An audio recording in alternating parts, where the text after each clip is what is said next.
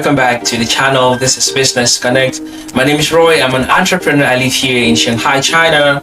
I do videos about my life in China. I share experiences that foreigners go through in China, students' life in China. Generally, I just share the experiences of a foreigner living in China. So today's video we'll be talking about how to register a trading company in China. Recently, I just registered my company in China. I obtained my work permit and my residence permit. So in today's video, I'll be sharing the different steps of how to register a trading company for import and export, how to obtain a work permit, and how to finally obtain a residence permit and legally operate your business here in China. So if it's your first time on our channel and you're interested to watch videos about life in China, how to survive as an expat or foreigner living here in China, then this is the video and this is the channel. This is the video for you to watch and this is the channel for you to subscribe. So go ahead and hit that subscription button so that when I bring videos like this, YouTube will notify you and you'll be the first to watch our videos. Without much ado, let's dive into the process. Welcome back, guys. So I'm going to explain to you in details how I got my business license. This is my business license. These are my business stamps. This is the company. This is the company stamp. This is the invoice stamp, and this is the tax stamp, and this is the name stamp, my name stamp. So I'm going to be explaining to you how I got all of this, and also how I got my work permit card, and how I registered my bank card, my company's bank account, and how finally I got my residence permit. Okay, so just to let you know that the examples I'll be giving in this video will be in reference to Shanghai, where I registered my company. Different cities might have different details, but it all boils down to the same thing at the end of the day. So once you decide to open or to register a company, a trading company in China, the first thing you want to do is to rent an office.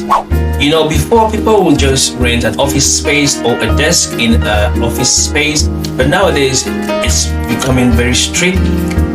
They have to come and check to see if you have a real office and to check the size of the office. It must not be some small space. No, it has to be a real equipped office. So you have to get a lease contract like this. This is my lease contract. This document is very important because it's what you will use to register your labor contract. Okay, so now that you have your office rented, you have your lease contract, the next thing you have to do is to apply for a pre-name approval. You have to give them about 5 options, different business names, and the name must have like Shanghai, then your name, Trading Company Limited. If your name is, say, Eric, you could say, okay, Shanghai Eric Company Limited. So you have to give them like 5 different choices. Then finally they're going to look into their register and see if there are any names that maybe conflict with yours.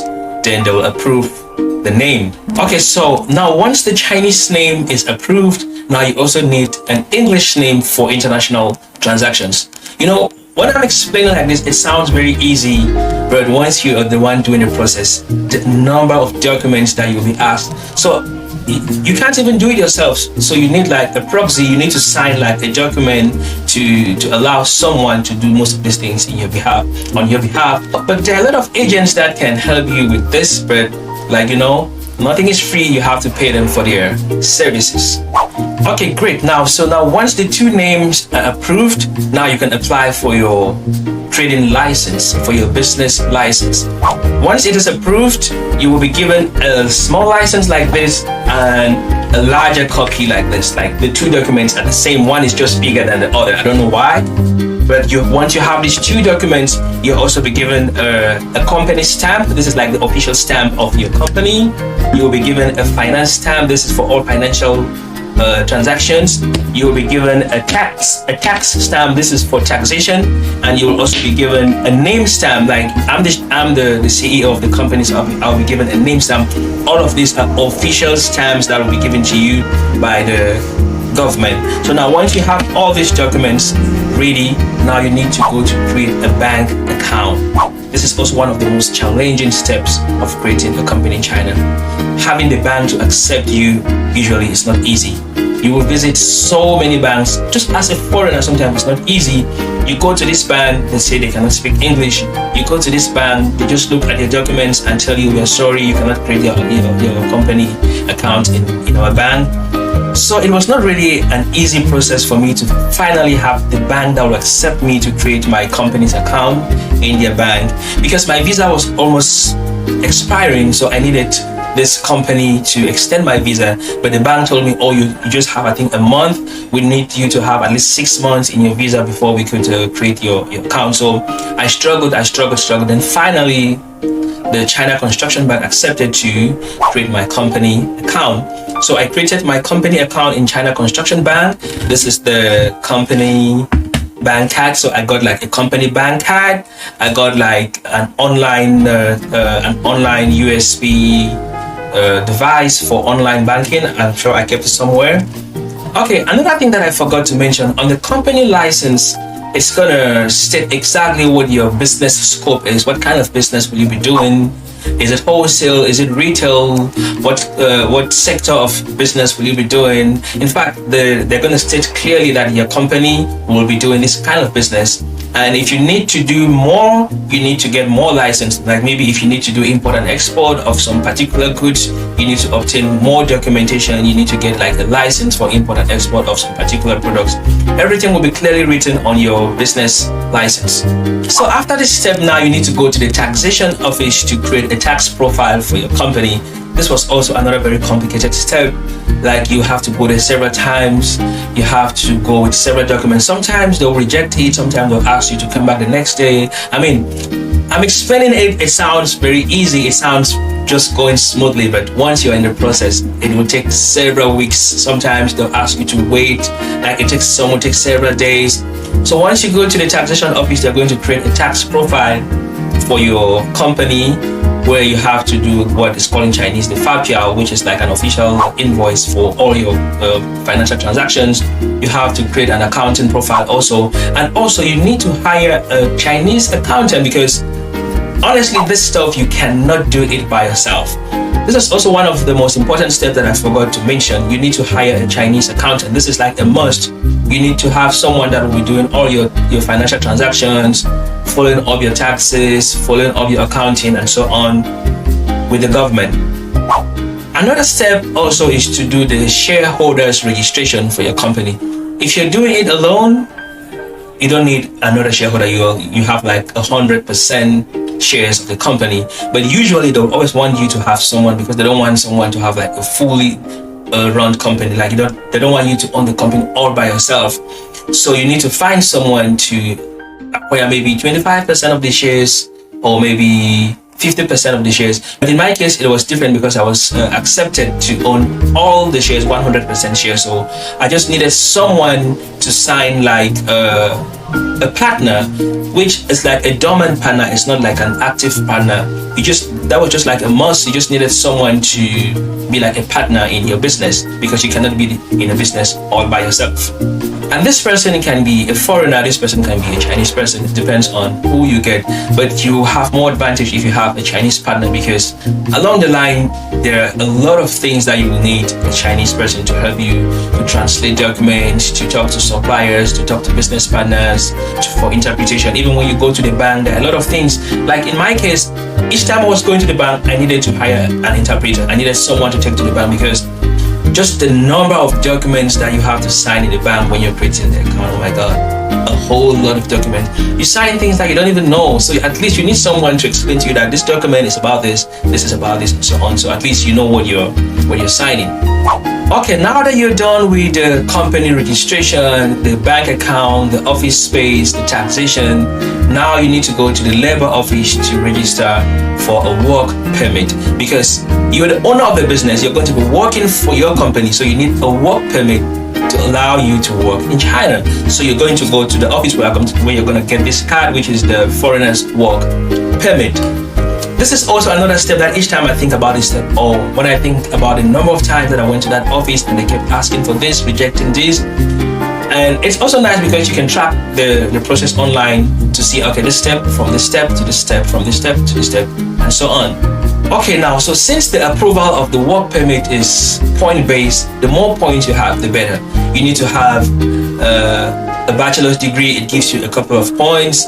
You need to have 2 years of work experience, it gives you another point. You need to have Chinese certification, maybe HSK1 or HSK2, depending on your level. It gives you some more points. Then if you graduated from a Chinese university, it also gives you some more points. Then how much salary are you going to be paying yourself? Like a lot of things that you have to declare in this labor contract. They have to see how much are you paying for your office space, like a whole lot of things that you have to check and see how many points finally you get before your work permit will be approved. So after depositing all the documents for work permit, you have to wait for 2 weeks, but mine took over 21 days to wait for the approval. You will be checking online to see each step is approved. Some documents will be rejected. They'll call you to go change this document. Some documents they'll ask you to go do another copy. Some documents they will just reject and tell you do it again. So you have to be checking online all the time and following the process. Once you get the receipt of the work permit, then you will take that receipt together with other documents for residence permit application. So once you finally get your work permit, you're going to put together other documents like your previous visas, your business license, your office registration contract, your home registration, like where you live, your contract, your rental contract with your landlord. You also need other documents like your certificates. So once you have all these documents put together, you will take it to the Entry and Exit Bureau and apply for a 1-year residence permit, which at the end of the day, they don't give you the 1 year. Nowadays in Shanghai, they'll hardly give you the 1 year. They only give you 3 months and give you a whole lot of conditions that after this 3 months, they're going to come to check your office. They're going to check to see if you're paying your tax. They're going to check to see if you're actually going to the office, if you're actually doing business for real. Is your business profitable? Like they're going to check you constantly after 3 months. Then once the 3 months expired, now you will go with the same documents again, all those other documents, and apply again to extend the visa. Sometimes after the first 3 months, they can give you another 3 months depending on the evaluation. Sometimes they will give you 6 months, and if you're lucky, after the first 3 months, you apply again, they're just going to give you 1 year residence permit.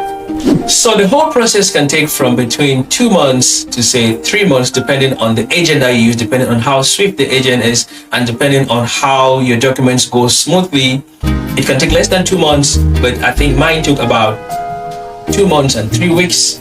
Then you will spend from between 20,000 to 35 or 30,000, depending also on the agent that you use. Some agents are not expensive, some agents are very expensive, depending on their services that they render to you. So now you have your residence permit, you have your work permit, you have your business registered in China. Now you can enjoy doing business in China.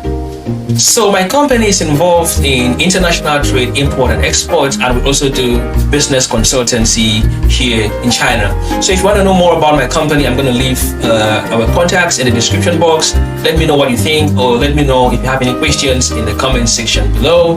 If you want to contact us just to ask about how business is in China, you can also send us an email. I'm going to leave our contacts in the description box. And if you want to know anything about how we survive in the business environment in China, let's just have a conversation in the comment section, or you can send me an email. This is Business Connect. If you like the video, please don't leave without giving us a thumbs up, comment in the comment section below, and if you're not yet subscribed to our channel, please hit that subscription button so that when we bring videos like this, YouTube will notify you and you will be the first to watch our videos. Until now, it's peace out. I'll see you in our next video. Bye-bye.